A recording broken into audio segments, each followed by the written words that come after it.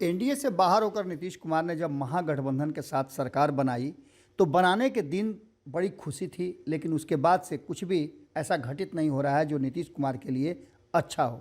लगातार नीतीश कुमार की परेशानियां बढ़ती जा रही हैं और नीतीश कुमार पार्टी के साथ साथ अपनी कुर्सी बचाने के भी जद्दोजहद में लगे हुए हैं। एक तरफ जहां उन्हें डर है कि भारतीय जनता पार्टी कौन सा एक्शन ले लेगी, किस तरह की गतिविधि करेगी जिससे उनकी कुर्सी चली जाएगी, तो दूसरी तरफ तेजस्वी यादव हमेशा उनके लिए डर का कारण बने रहे हैं।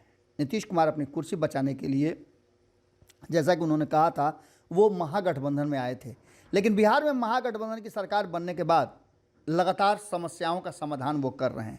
जहां एक तरफ उनके मंत्रिमंडल के 2 सदस्य जो राष्ट्रीय जनता दल के खेमे से हैं, उनका इस्तीफा हो गया, तो वहीं मंत्रिमंडल विस्तार को लेकर के नीतीश कुमार और तेजस्वी यादव के बीच में तलवारें खिंच गई। जहां कांग्रेस ने मंत्रिमंडल विस्तार की बात की और नीतीश कुमार ने भी स्वीकार किया था कि हाँ, मंत्रिमंडल का विस्तार होगा, वहीं तेजस्वी यादव ने इस पर विराम लगाते हुए एक नया विवाद पैदा कर दिया। उसके बाद से महागठबंधन के भीतर कई तरह की बातें सामने आ गई।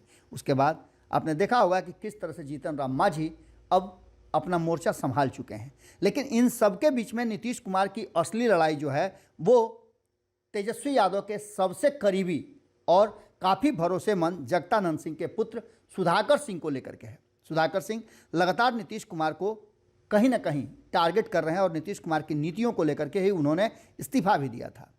उन्होंने कहा कि अपने मंत्री पद से इस्तीफा देकर और महज राजद के विधायक के रूप में फिलहाल वो अपनी राजनीति कर रहे हैं, लेकिन वो चैलेंज करते हैं कि नीतीश कुमार में अगर जरा भी नैतिकता बची हो तो वो चुनाव लड़के दिखाएं। इस बीच अक्सर वो नीतीश कुमार की नीतियों को लेकर हमलावर रहते हैं और नीतीश कुमार की सरकार के तमाम विभाग के अधिकारियों की वो रोज़ पोल खोलते हैं। जिस विभाग के वो मंत्री बनाए गए थे उस विभाग का तो उन्होंने पूरा पोल पट्टी खोल दिया। इसके बाद जब ये बातें सब कुछ होने लगी तो सीएम नीतीश कुमार से उन्होंने जवाब मांगा। उसके बाद से उन्हें बाहर होना पड़ा मंत्रिमंडल से और इस्तीफा देना पड़ा। इसके बाद अब एक बार फिर से सुधाकर सिंह ने नीतीश कुमार को सियासी कटघरे में खड़ा कर दिया है। सुधाकर ने साफ तौर पे 5 ऐसे पॉइंट्स बताए हैं जिसके जरिए सवाल पूछा है इन सारी बातों को लेकर के, और सुधाकर सिंह को दिए गए जो शोकॉज नोटिस था उसके बाद उनका जवाब भी आ गया है। और उस जवाब के बाद जब नीतीश कुमार कल उनसे जुड़े हुए सवाल पूछे जा रहे थे, एक बार फिर से ये कहा जा रहा था कि नीतीश कुमार से वो सवाल पूछ रहे हैं, तो नीतीश कुमार ने कहा कि नहीं करेगा तो पटिया उसको कुछ देगा। पटिया में अपना स्थान बनाने के लिए और वो ये सब कर रहा है, और वहीं पर तेजस्वी यादव खड़े थे। इन सारी बातों को लेकर सुधाकर सिंह ने नीतीश को खुला चैलेंज देते हुए कहा है कि अगले चुनाव में अपने पसंद की कोई भी ऐसी सीट चुन लें, कोई भी क्षेत्र चुन लें और चुनाव में उतरने का वो तैयारी करें। अगर ऐसा करते हैं तो मैं उनके विरुद्ध चुनाव लड़ूंगा और उन्हें हराऊंगा भी। आपको बता दें कि ये मामला अब और ज़्यादा उलझता जा रहा है। सुधाकर सिंह ने कहा है कि नीतीश कुमार जी मेरे द्वारा किसानों के मुद्दे पर उठाए जा रहे सवालों पर अपनी प्रतिक्रिया दी है और वक्तव्यों की जानकारी जो दी है उसकी हमें भी जानकारी मिली है। राज्य सरकार के मुखिया का दायित्व होता है कि कम से कम बुनियादी स्तर की ईमानदारी और राज्य के लोगों के प्रति कर्तव्य निष्ठा जरूर रखें। पहले तो शक होता था कि आप में इसकी कमी है, मगर अब आपके द्वारा कही गई मनगढ़ंत बातों को सुनकर यही लगता है कि आपके राजनीतिक जीवन में कर्तव्य निष्ठा और ईमानदारी का कोई अस्तित्व नहीं रह गया है। इतना ही नहीं, उन्होंने नीतिगत मुद्दे पर तार्किक सवाल पूछने की इजाज़त मांगी और कहा कि घिसे पिटे जवाबों से काम चलने वाला नहीं है।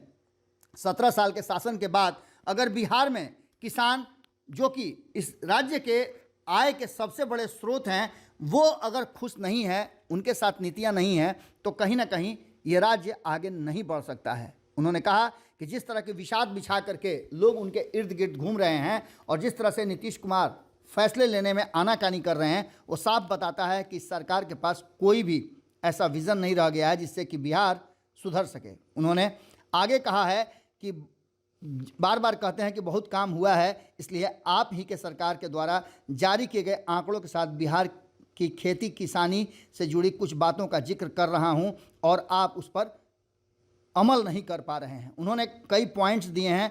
बिहार के किसानों की आय सबसे कम है, इस पर भी उन्होंने हवाला दिया है। इसके साथ साथ उन्होंने सस्ते दरों पर हो रही खरीदारी को लेकर के भी जो किसानों के उपज हैं उसकी बात की है। उसके बाद अनाज के घाटा को लेकर के, पैदावार को लेकर के उन्होंने बात कही है। कृषि रोड मैप की ज़रूरत पर उन्होंने बल दिया है। किसानों को नहीं मिल रहा है उचित मुआवजा, ये भी बात उन्होंने कही है। इसके साथ साथ उन्होंने बजट सत्र में एक अलग से कृषि कानून पेश करने की बात उन्होंने की है। और इतना ही नहीं, उन्होंने नीतीश कुमार द्वारा जारी किए गए जो मंडी सिस्टम था, नीतीश कुमार का ही लागू किया हुआ था, जिससे किसान बहुत परेशान हैं, उसको भी निरस्त करने की और नए सिरे से इसकी समीक्षा करने की बात कही है।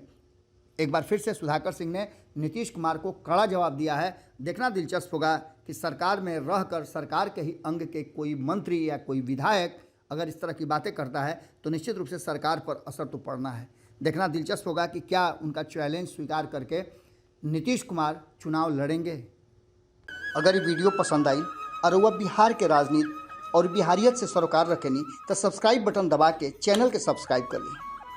ओजे एगो घंटी बा, ओकरा बटन दबा देला से कुल सटीक और मारक खबर रुआ मुफ्त में मिल जाई। अगर रुआ पत्रकारिता के हमनी के नया प्रयोग में सहयोग कर चाहतानी तो ज्वाइन बटन दबा दी। पेटीएम नंबर नोट कर ली 9386816700। धन्यवाद।